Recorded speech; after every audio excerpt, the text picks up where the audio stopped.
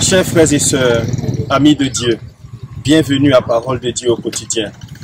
Je vous salue depuis la paroisse Saint-Grégoire-le-Grand de Lakota, cette nouvelle paroisse dans l'archidiocèse de Gagnoa dont j'ai la charge d'administrer. C'est toujours un plaisir renouvelé pour moi de vous retrouver sur notre chaîne pour méditer encore avec vous la parole de Dieu.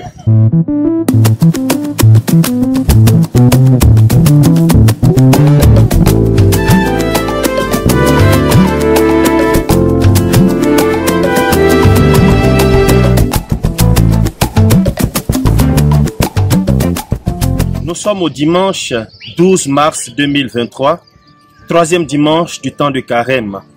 Et les textes que la liturgie de l'Église propose pour notre méditation est plein de richesse et plein de sens spirituel pour nous aujourd'hui.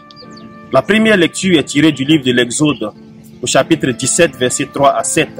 Et l'évangile que nous allons méditer est tiré de l'évangile selon Saint Jean, au chapitre 4, versets 5 à 42. Frères et sœurs, tout homme dans la vie aspire à une vie pleine de bonheur, de joie, d'amour et de reconnaissance. Une vie qui ne soit pas menacée par la mort, mais qui puisse grandir et atteindre sa perfection et sa plénitude. Cette quête d'une vie pleine suscite en nous une soif, un désir. Tout homme porte en lui cette soif et ce désir, et surtout cette quête du bonheur.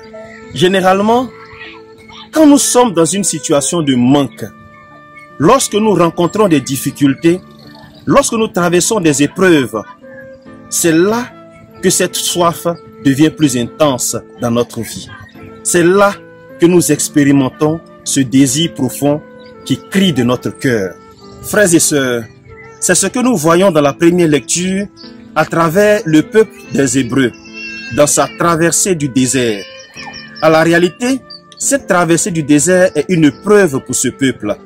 Fatigué de cette longue marche dans le désert, aspire à cette terre promise qu'il ne voit pas à l'horizon. Cette terre qui lui a été promise de la part de Dieu. À la réalité, le peuple a soif de la manifestation de la promesse de Dieu. Le peuple a soif de cette terre promise, cette terre où ils espèrent trouver le bonheur et la joie. Dans l'évangile, nous découvrons cette femme samaritaine qui vient chercher de l'eau au puits à une heure inhabituelle, une heure chaude de la journée à midi. C'est le signe, frères et sœurs, qu'elle est une femme blessée, stigmatisée, une femme qui est en quête d'amour et de bonheur. Autrement, elle ne serait pas venue à cette heure de la journée pour puiser de l'eau. Nous savons très bien dans nos villages que l'heure appropriée pour venir puiser de l'eau au marigot, ce sont des heures qui ne sont pas chaudes, le matin ou le soir. Mais cette femme vient puiser de l'eau à midi. Cela a un sens. À la réalité, toute cette histoire va commencer avec Jésus, qui lui-même est fatigué et qui a soif.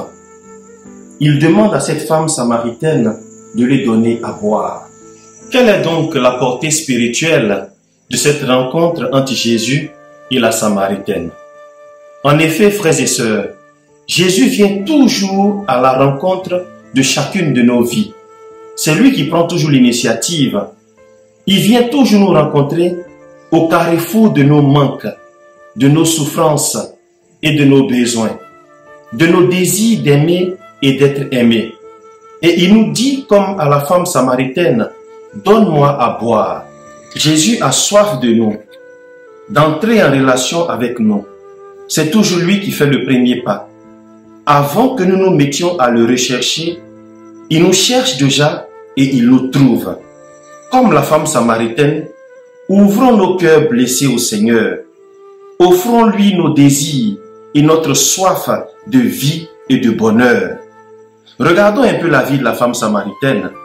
Elle a eu 5 maris. Et d'ailleurs, le 6e avec qui elle est, ce n'est pas son mari. Elle était stigmatisée par la communauté. Elle était jugée et condamnée. Voilà pourquoi elle ne pouvait pas se rendre au puits, aux heures habituelles où les femmes du village allaient puiser de l'eau. Parce que tout le monde avait un regard sur elle à cause de sa vie. Lorsqu'elle va rencontrer Jésus-Christ, toute sa vie va changer. Voyez, frères et sœurs, ce qui se passe dans la vie de l'homme lorsqu'il laisse le regard d'amour du Seigneur se poser sur lui. C'est ce qui arrive lorsque nous ouvrons notre cœur au Seigneur. Désormais, cette femme samaritaine est guérie de sa blessure. Elle n'a plus honte de son état.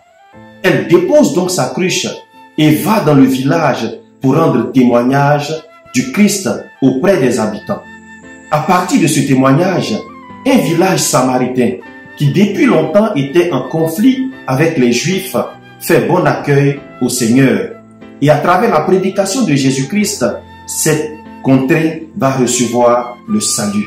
Tout ce village va adhérer au message de foi, juste par le témoignage de cette femme qui a rencontré Jésus et qui a vu toute sa vie être transformée.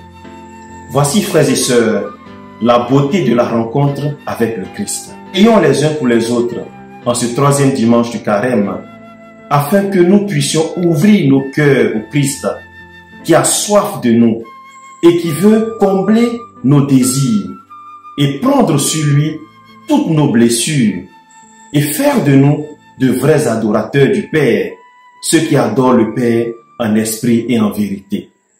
Je vous souhaite un bon temps de carême, que la grâce de Dieu demeure toujours chez vous et que sa bénédiction vous accompagne toujours au nom du Père et du Fils et du Saint-Esprit. Amen.